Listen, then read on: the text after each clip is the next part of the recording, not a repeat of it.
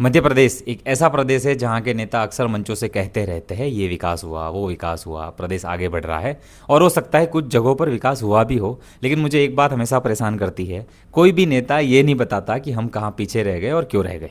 कोई ये नहीं बताता कि आज भी प्रदेश के कई गाँवों में लोग बुनियादी ज़रूरतों के लिए भी संघर्ष क्यों कर रहे हैं। कोई ये नहीं बताता कि जिस प्रदेश में विकास के बड़े बड़े दावे होते हैं, उसी प्रदेश में कुछ बेटियां आज भी पानी के लिए अपनी जान जोखिम में डालने को मजबूर क्यों है। नमस्कार, मैं हूं देव। आप देख रहे हैं हमारी अपनी चैनल देव वचन। पहले आप ये वीडियो देखिए। ये कोई फिल्म का सीन नहीं है, ये हमारे ही मध्य प्रदेश के बुरहानपुर की तस्वीर है। अब इस वीडियो को सिर्फ एक वायरल क्लिप समझकर मत देखिए। ये सिर्फ एक बच्चे की कहानी नहीं है, ये उस सच्चाई का आईना है जिसे शायद भाषणों और पोस्टरों के पीछे छुपा दिया जाता है। जरा उस बच्ची को ध्यान से देखिए। जिस उम्र में उसके हाथ में किताब होनी चाहिए थी, जिस उम्र में उसे स्कूल की घंटी सुननी चाहिए थी, जिस उम्र में उसे अपने सपनों के बारे में सोचना चाहिए था, उस उम्र में वो मौत जैसे गहरे गड्ढे में उतर रही है सिर्फ एक बाल्टी पानी के लिए। सोचिए, एक छोटी सी बच्ची जिसके कंधों पर स्कूल का बैग होना चाहिए था, उसके कंधों पर पानी का बोझ है। जिसे पढ़ाई की चिंता करनी चाहिए थी, वो घर की प्यास बुझाने की जिम्मेदारी उठा रही है। और सबसे दर्दनाक बात क्या है जानते हैं?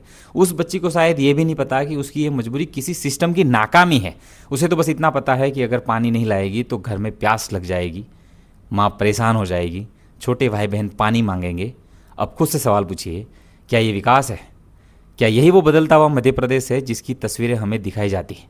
और अगर आपको लगता है कि ये सिर्फ एक जगह की कहानी है तो एक और वीडियो देखिए।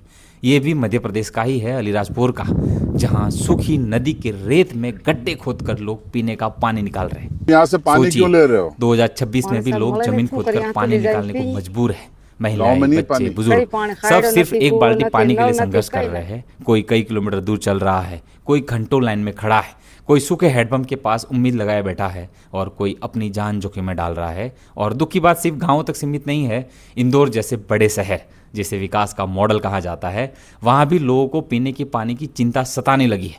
कई इलाकों में पानी की कमी पड़ रही है। भूगर्भ जल लगातार नीचे जा रहा है। लोग बोरिंग पर बोरिंग करा रहे हैं, लेकिन पानी धरती के नीचे और भागता जा रहा है।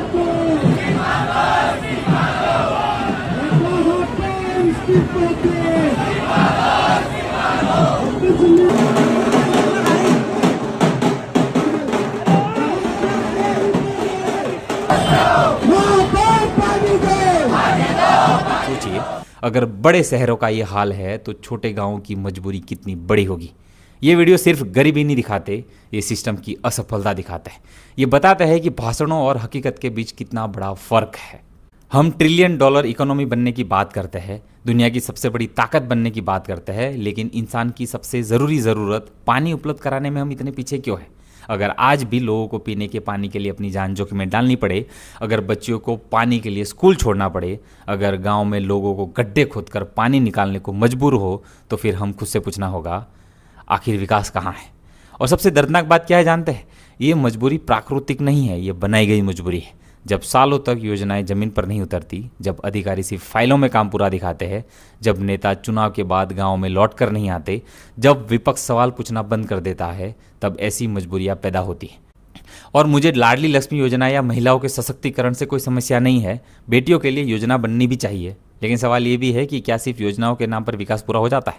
अगर सरकार लाडली योजनाओं पर हजारों करोड़ रुपए खर्च कर सकती है, अगर पानी बचाने और जल संरक्षण के नाम पर हजारों करोड़ खर्च हो सकते हैं, तो फिर उसी प्रदेश में लोग गड्ढे खोदकर पानी क्यों निकाल रहे हैं?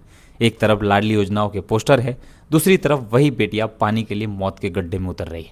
एक तरफ विकास के दावे हैं, दूसरी तरफ गाँव में लोग रेत खोद कर पानी निकाल रहे हैं। और यही वो विरोधाभास है जो लोगों को अंदर तक तोड़ देता है। सरकार का काम सिर्फ एडवर्टाइजमेंट देना नहीं होता, सरकार का काम होता है कि किसी गांव की बेटी को पानी के लिए अपनी जान जोखिम में न डालनी पड़े। सरकार का काम होता है कि किसी माँ की आंखों में बेबसी के आंसू ना हो। सरकार का काम होता है कि गांव का बच्चा पानी की बाल्टी नहीं, स्कूल का बैग उठाए। और नेता का काम सिर्फ चुनाव जीतना नहीं होता, नेता जनता की आवाज़ होता है। नेताओं को उन गाँवों तक जाना चाहिए जहाँ लोग तकलीफ में हैं, जहाँ माएँ अपनी बच्चों की प्यास देखकर रोती है, जहाँ बच्चियाँ बचपन से पहले जिम्मेदारियाँ उठाना सीख जाती है। लेकिन आज क्या हो रहा है? सत्ता भाषणों में व्यस्त है, विपक्ष राजनीति में व्यस्त है, जनता मजबूरी में जी रही है। और सवाल सिर्फ सरकार से नहीं है, विपक्ष भी उतना ही जिम्मेदार है। क्योंकि लोकतंत्र में अगर सत्ता जवाब नहीं दे रही है तो विपक्ष का काम है आवाज़ उठाना, लेकिन जब ऐसी तस्वीरें सामने आती है तब उनकी आवाज़ भी धीमी पड़ जाती है। क्यों? क्योंकि गरीब की तकलीफ टीआरपी नहीं देती, क्योंकि प्यास से तड़पते गांव चुनावी मंचों पर अच्छे नहीं लगते, क्योंकि असली मुद्दों पर बोलना आसान नहीं होता। और शायद सबसे बड़ा दुख यही है कि हम धीरे धीरे ऐसी तस्वीरों के आदी हो जाते हैं। हम वीडियो देखते हैं, 2 मिनट दुख जताते हैं, फिर अगले रील पर चले जाते हैं। लेकिन उस बच्ची की ज़िंदगी अगले वीडियो की तरफ स्किप नहीं होती। उसे अगले दिन फिर उसी गड्ढे में उतरना है, फिर उसी डर के साथ जीना है, फिर उसी प्यास से लड़ना होगा। अगर एक समाज होकर भी हम इस दुख दर्द को नहीं महसूस कर पा रहे तो शायद समस्या सिर्फ सिस्टम में नहीं, हमारे अंदर भी कहीं है। क्योंकि असली विकास बड़ी इमारतों से नहीं मापा जाता। असली विकास तब होता है जब किसी माँ को यह डरना हो कि उसकी बेटी पानी लेने गई है या मौत के मुंह में। असली विकास तब होता है जब गांव का बच्चा पानी की बाल्टी नहीं स्कूल का बैग उठाए। असली विकास तब होता है जब लोगों को जीने के लिए संघर्ष नहीं सम्मान मिले। और अगर आज भी मध्य प्रदेश के गाँव में लोग पानी के लिए रेत खोद रहे हैं, बेटियां मौत के खड्डे में उतर रही है, महिलाएं बूंद बूंद पानी के लिए तरस रही है, तो हमें रुककर खुद से पूछना होगा, क्या विकास सच में हो रहा है या फिर हमें सिर्फ विकास का सपना दिखाया जा रहा है।